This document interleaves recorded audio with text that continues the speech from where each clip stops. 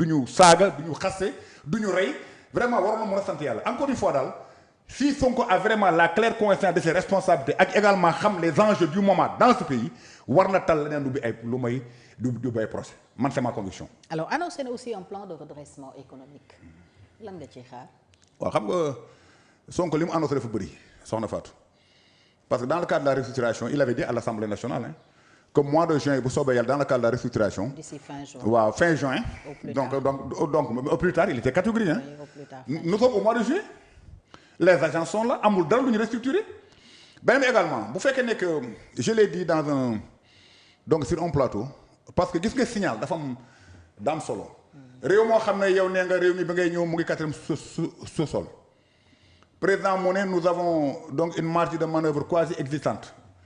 ministre des finances dem assemblée kenn ne gaal gi moom dafa bënn fu ne donc jàpp naa ne que réew moomu boo ci nekkee njiit de surcroît un prémisse signal ci war la ci yow la war a njëkkee mais Fatou mënuma nangu Ousmane Sonko di voyager ba léegi ak ay jet privé su demul ak avion présidentiel dem ak jet privé Ousmane Sonko qu'est-ce qui l'empêche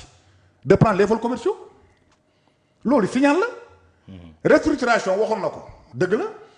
waaye ba léegi fin juin la waxoon au plus tard nous sommes au mois de juillet rien n'a été fait y a un DG qui a dit sax que man dama renoncé ci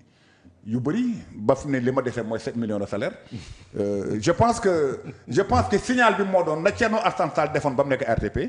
dem ci président Macky Sall teg bulletin de salaire ne ko lii mën na dañ lii mën na dañ lii mën na dañ et puis jëlal décret nga wàññi sama salaire moom ce qu'il avait fait quand il a voulu diminuer son salaire parce que dafa ne moom mënul dem ci réew moo xam ne di fekk yenn millions alors que réew mi am na ñoo xam ne mais ils ont des difficultés donc pour assurer le repas mais quotidien donc signal bi ma doon séen mu jógee ci ñoom moo jógul ci ñoom beneen bi également mooy que fonds pour dafa aramoon démb c'est des fonds nag de souveraineté waxuma ne fonds yëpp nañ ko éliminer mais au moins nañ ko def de sorte ko xam ne sénégalais dina am droit de regard ci fonds yi nga xam ne donc moo nekk présidence fonds yi nga xam ne moo nekk primature wala fonds yi nga xam ne moo nekk assemblée nationale donc ils ont supprimé le haut conseil donc des collectivités territoriales jàpp naa ne que man gëw ma ko parce que am na rôle boo xam ne haut conseil mu ko doon joué ci réew mi surtout sax fi ñu jëm donc ci Sénégal vision 2050 ak la déclinaison 2025-2029 en matière de pôle territoire aujourd'hui le conseil xam nga aurait pu donner des avis au président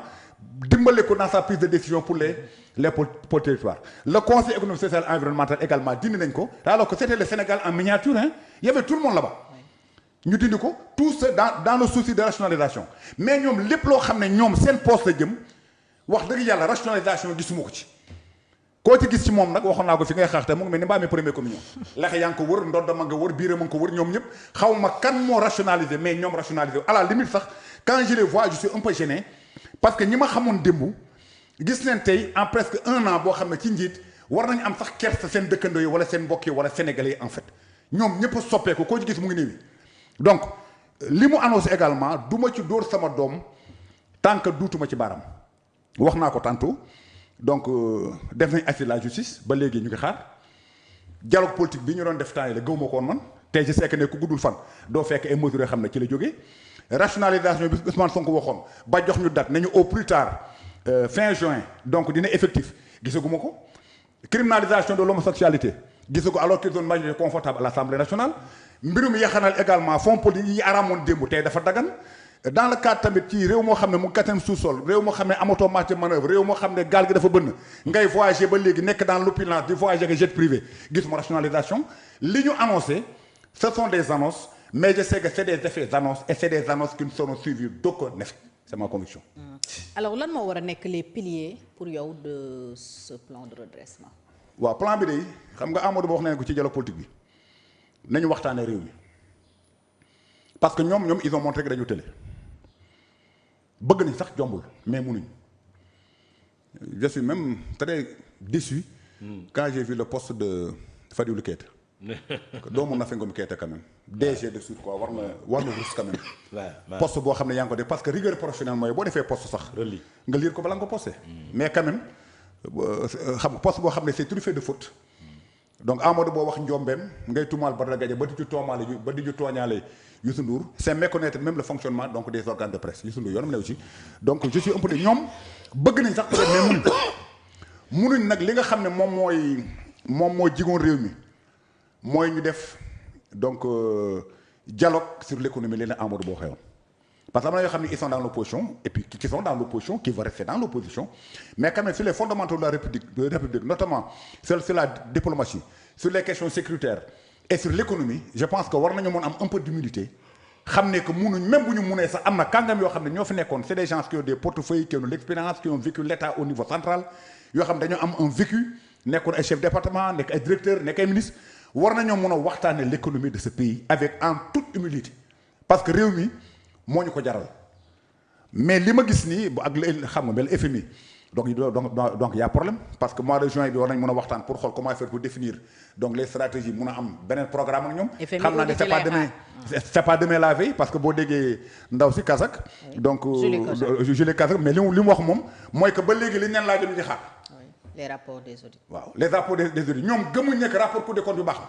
mais ñoom ils ont commis le rapport est incomplet. ils ont commis un cabinet Mazars. waaw non cabinet Mazars xam naa Mazars du may sori parce que télé laa nekk te damay bañ ëllëg ñu oma situation interpellative mais jàpp naa ne que du loolu mooy régler problème bi yow yaa accusé woon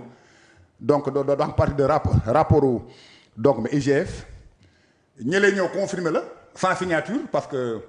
d'après AFDF bañ jox président mu am cachet bii amul cachet donc débat bi bëri woon na le FMI ne la man li nga ma wax ne je suis resté sur ma faim donc Cheikh Oumar Diagne wax na ko sax nee na tappale la.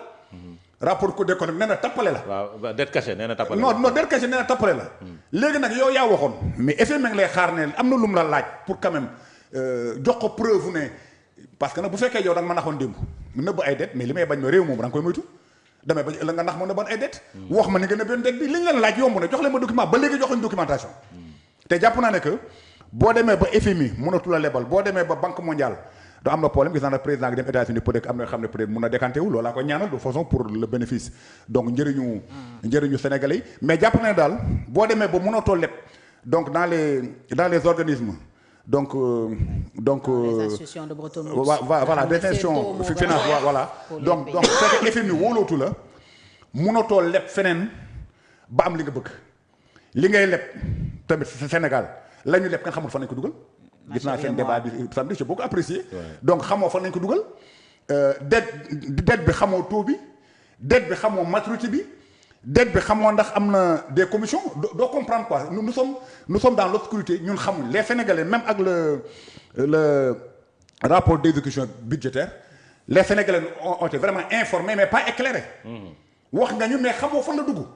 bu fekkee nag dem nañ ci réew moo xam ne ña doon lakk di saaga di taal di sàcc di sànni sax ay cocktail ci oto ba ay nit di dee ñoom nañ jox ndampaay 5 milliards sax xaalis sénégalais yi te alors que dans le rapport d'exécution budgétaire en investissement ils n'ont mis que 2,68 milliards ça pose problème réew moom la Sénégal toll